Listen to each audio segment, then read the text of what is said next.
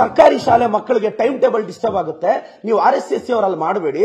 ಅಶೋಕಣ್ಣನ NPS ಅಲ್ಲೋ ಇಲ್ಲ ಸೋಮಣ್ಣನ NPS ಅಲ್ಲೋ ಹೋಗಿ ಮಾಡ್ಕೊಳ್ರಪ್ಪ, ನಮ್ದೇನು ಅಭ್ಯಂತರ. ಸೋಮಣ್ಣ ನಿಮ್ NPS ಅಲ್ಲಿ ಜಾಗ ಕೊಡಿ. ಅಶೋಕಣ್ಣ ಉತ್ತರಹಳ್ಳಿಯರಲ್ಲಿ ನಿಮ್ NPS ಜಾಗ ಕೊಡಿ. ಬೇಡ ಅಂದವ್ರು ಯಾರು? ನಾವ್ ಹೇಳಿದ್ರೆ ನಮ್ ಪ್ರಿಯಾಂಕ್ ಸಾಹೇಬ್ರ ಬಗ್ಗೆ ತೇಜೋವಧೆ ಮಾಡಿದ್ರಿ. ಇನ್ನು ಸೋಷಿಯಲ್ ಮೀಡಿಯಾದಲ್ಲಿ ಮಾನ್ಯ ಯತ್ನಾಳು, ಪ್ರತಾಪ್ ಸಿಂಹ ಅವರು ಆ ಫೇಕ್ ಕಾಮೆಂಟ್ಗಳ ಸುರಿಮಳೆ. ಅಲ್ಲಿ ನಮ್ಮ ತಾಯಿ ಬಗ್ಗೆನೂ ಕೇಳ್ತಾರೆ, ನಮ್ಮ ಮನೆಯವ್ರ ಬಗ್ಗೆನೂ ಕೇಳ್ತಾರೆ, ನಮ್ಮ ಬಗ್ಗೆನೂ ಕೇಳ್ತಾರೆ. RSS ಇದೇನ್ರಿ ನಿಮ್ಗೆ ಕಲ್ಚರ್ ಕಲಿಸ್ಕೊಟ್ಟಿದ್ದು? ಇವರೆಲ್ಲ RSS ಚಡ್ಡಿಗಳು ಹಾಕೊಂಡು ಮಾರ್ಚ್ ಮಾಡ್ತಾರಲ್ಲ, CT ರವಿ ಭಾಷೆ ಮೇಲೆ ಇಡ್ತಾ ಇದೆಯಾ? ಸೆಷನ್ ಅಲ್ಲಿ ಒಂದು ಹೆಣ್ಣು ಮಗಳ ಬಗ್ಗೆ ಏನ್ ಮಾತಾಡಿದ್ರು CT ರವಿ? ಇದು RSS ನಿಮ್ಗೆ ಕಲಿಸಿದ ಶೈಲಿನಾ? RSS ಇದ ಹೇಳ್ಕೊಡ್ತಾ ಇರೋದು. ಪ್ರಿಯಾಂಕ್ ಖರ್ಗೆ ಸಾಹೇಬ್ರ ಜೊತೆ ನಾವು ನಿಂತಿದೀವಿ.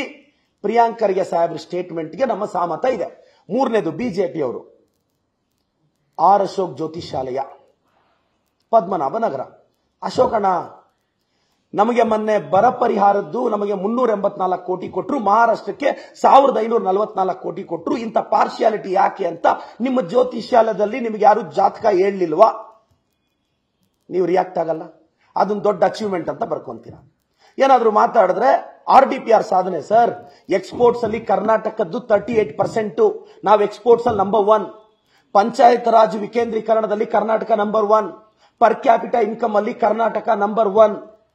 ಗ್ರಾಮ ಪಂಚಾಯಿತಿ ಅಭಿವೃದ್ಧಿಯಲ್ಲಿ ಕರ್ನಾಟಕ ನಂಬರ್ 1. ಈ ಡೇಟಾ ಕೊಟ್ಟಿದ್ದು ಮೋದಿ ಅವರ ಸಾರಥ್ಯದ ಕೇಂದ್ರ ಸರ್ಕಾರನೇ. ನಮಗ್ ನಾವು ಕೊಟ್ಕೊಂಡಿದ್ದ ಸರ್ಟಿಫಿಕೇಟ್ ಅಲ್ಲ. ಇದು ಕಾಣಿಸ್ತಿಲ್ವಾ ಬಿಜೆಪಿ ಅವ್ರಿಗೆ? IT BTಗೆ ಇಷ್ಟು ಎಕ್ಸ್ಪೋರ್ಟ್ ಅಲ್ಲಿ ನಾವು 38% ರೀಚ್ ಆಗಿದ್ದೀವಿ. ಇದು ಬಿಜೆಪಿ ಅವರು ಕಾಣಿಸ್ತಿಲ್ವಾ? ಇಷ್ಟೇ ನನ್ನ ಪ್ರಶ್ನೆ. ನೆಕ್ಸ್ಟ್ ಬಂದ್ರೆ ಅಮಿತ್ ಶಾ ಅವರು ಮೋದಿಜಿ ಅವರಿಗೆ ನಾನೊಂದು ಪ್ರಶ್ನೆ क्वेश्चन पूछना चाहता हूं सर आपका पार्टी का MLA MP ऐसा बात कर रहा है, they speak about mother and family members, please guide them sir, they are crossing their limits.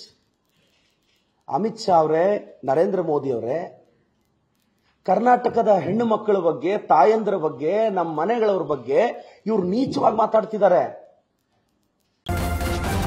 News first, ನಿರ್ಭೀತಿಯಿಂದ ನಿಮ್ಮ ಪರವಾಗಿ.